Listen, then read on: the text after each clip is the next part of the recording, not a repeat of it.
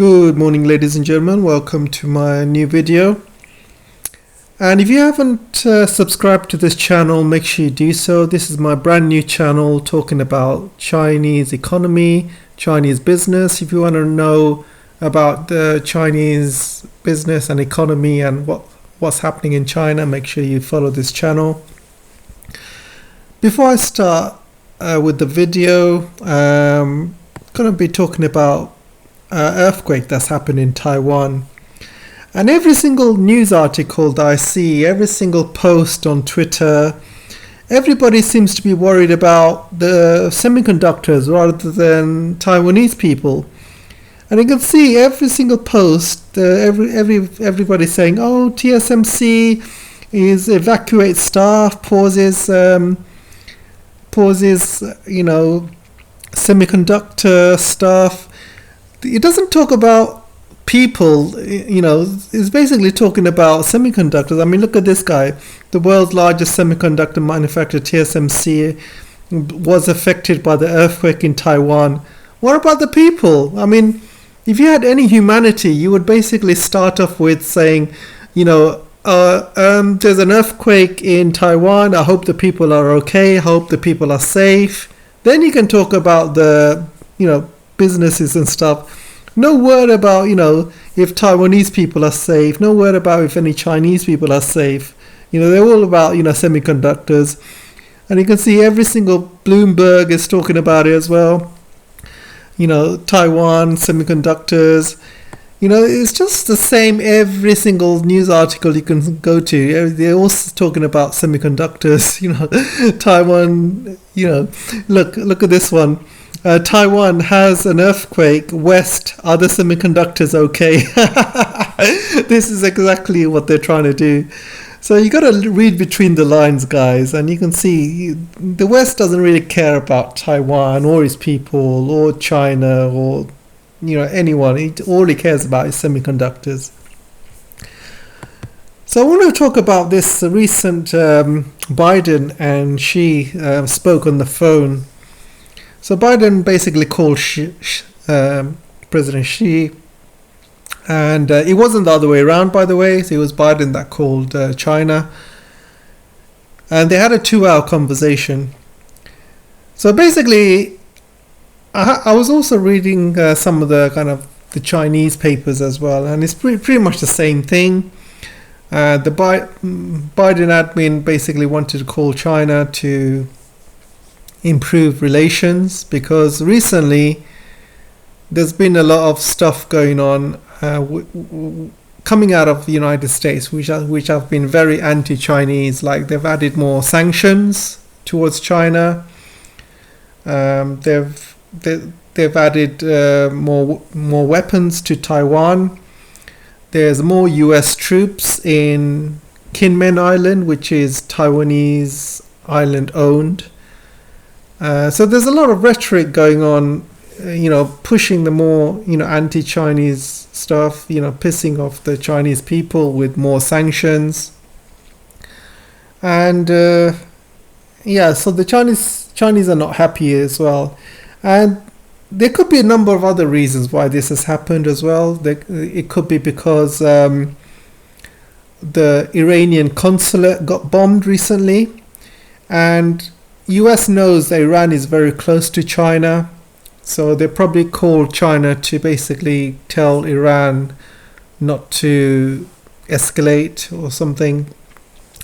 Because an attack on Iran is an attack on BRICS, because Iran is a member of BRICS now. It's a member of SCO.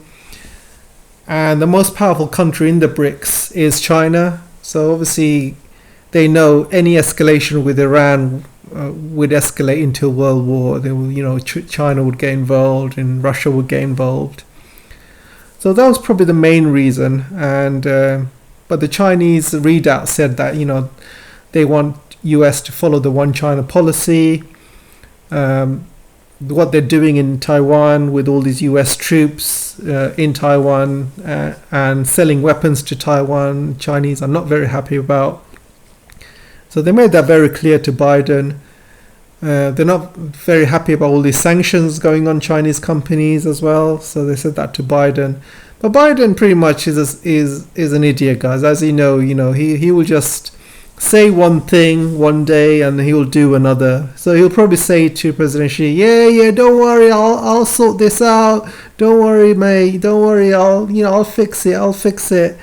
But one day later or 2 days later, it's back to the same old tricks. The same old sanctions, same old, rhetoric with Taiwan. And, at the end of the day, this guy doesn't have a clue. And it's the same old story. And China's heard it all before. And it's not going to change, unfortunately. So Janet Yellen is basically back to China again to beg for some more money. She wants China to buy more bonds. The bond prices have been going down recently. The US is basically trying to sell more bonds around the world. Countries are not buying because the economy is not doing very well. The dollar is not doing very well. And so she's going to China to basically get China to buy more bonds and also for China to buy more US assets and stuff. Basically, she's in China to beg for more money. I mean, look, this is not China going to United States asking for money or asking for United States to buy Chinese bonds. This is the US going to China. So when you have someone knocking on your door, they usually want something from you, right? So Yellen wants something from China. So usually the bonds she wants China to buy more of. And so these bonds, they can, the US can spend more on the military complex and basically spend more on debt. And it's just not going to work, guys. I mean, when you want something from someone, you got to give something in return. And if US can stop these sanctions or reverse these sanctions, if they can stop most of the rhetoric that they're doing with Taiwan, maybe China will start buying bonds from them. But end of the day, you got to look at it in a business standpoint. Buying the US bonds is not business, doesn't make any business sense anymore because the dollar is falling. The dollar is falling really big time. The only thing keeping the dollar strong right now is the high interest rates. High interest rates is keeping the dollar very strong. However, they cannot go on with these high interest rates for too long, because US has got huge amounts of debt. As you've seen, like 34 trillion in debt. And with the high interest means they're going to pay back on that debt. People with homes, with mortgages, they're going to pay high interest, interest rates, which means they got to pay more monthly. People who have got loans, they're going to have to pay more loan amounts monthly as well. So, and the businesses who have been borrowing money when rates were very low, like 0.5 or 0% at some points, or even like 1%. They've been low for years, and they've been kept artificially low to prop up the economy.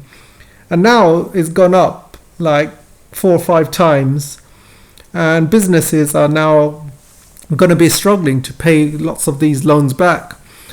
And they can probably a lot of these businesses can probably survive 6 months or a year, but it's coming to a time now when businesses are going to be really struggling. Especially now, you can see the oil prices have gone back near $90 a barrel, and the oil prices were around 70, 75 a few months ago, but now they've gone to 90, and now businesses are going to really struggle because the transport costs are going to go up. Inflation is going to go up.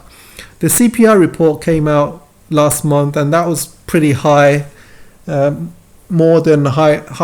than expected, which means the inflation is not going down. The high oil prices are not going to help. The high interest rates is not going to help either, because that means more money is going to go out of balance to pay the loan or pay the mortgage or pay interest. And so things are not looking good. So they cannot keep these high interest rates for too long. But if they pivot, if they start pivoting and lowering these interest rates, the dollar is going to start falling. Because the only thing propping up the dollar right now is interest rates. And if they reduce the interest rates, the dollar is just going to fall, free fall. So they do not want to do that. And I predict that they cannot reduce the interest rates this year because they just cannot, mainly because inflation is still high. And the only reason they increase the interest rates is to basically keep the inflation low. They want to put that to 2%, but obviously they cannot. I think the CPI figures came to like 3.2% or something. And so they cannot do that. So unfortunately, US is in a really bad pickle at the moment. And Janet Yellen, this is why she's in China, to borrow more money, to get China to buy more bonds. I hope the Chinese basically just kick her out. Obviously, diplomatically, give her a few dinners and give her some mushrooms and stuff, and then send her on her way. I don't think they should help the US because last time they helped the US was in 2008 financial crisis. They bought 100 billion worth of bonds. But what did US do in return? And as you can see, they completely alienated China, completely sanctioned them to hell. They blamed them for COVID. They tariffed them to hell as well, and obviously there've been increasing tensions in Taiwan and South China Sea, and that list goes on, guys. There's no point helping the US. There's absolutely no point. They will just stab you in the back like they've done. So what else is the US doing? The US is also asking South Korea to toughen export curbs on chips. So the US has actually destroyed the Netherlands. They have forced ASML to stop supplying goods and chips to China. When I say goods, I mean chip making equipment, DUV machines, EUV machines. It's gone so bad right now that ASML is looking to leave Netherlands and to move to a different country. And the Netherlands is obviously trying to stop them, but ASML will go because they've had enough. They cannot survive as a business if they stay in Netherlands, because if you cannot sell to your biggest trading partner, if you cannot sell equipment to the biggest, customer, then what's the point of staying? ASML will be absolutely destroyed if they stay in Netherlands. So it's good riddance if they leave Netherlands and find new pastures, and it'll be good for them as long as they can sell to China. So they're trying to do the same thing to South Korea. They're trying to destroy South Korean economy. South Korean's economy has not been doing great at the moment. This year was the first year South Korean had a deficit with China. Over the past 20 years, they actually had a surplus with China, which means they were selling more goods to China than buying from China. But now, this year, they're buying more from China than selling. So South Korean economy is not doing very well. They also rely on Chinese goods like semiconductor stuff they need, like rare earth minerals and neon gas and many other raw materials they need from China for their semiconductor businesses. So they cannot afford to mess around with China and start putting curbs and things like that. And if they do, it's going to be the end of their economy, full stop. This year they sold over 11 billion worth of chips to China. And if they stop that, that's 11 billion worth of money they are not going to get from China. And in return, if they do stop that, then China will retaliate, and South Korea will lose more money, and it's not going to be worth doing it. So one other country that has been sanctioning China with US's wishes is Japan. And as you can see, Japan is ready to collapse. Japanese yen languishes near multi-decade low, despite intervention fears. They've tried. Japan is also one of the biggest debted countries in the world, 250 billion in debt as well. So they are in serious trouble. They try to increase the interest rates, but you can imagine increasing interest rates on that amount of debt is just going to destroy that country. So Japan is in a really major problem. The US forced Japan not to sell chip equipment and chips to China. This has caused serious issues with the Japanese economy, as China was its biggest trading partner.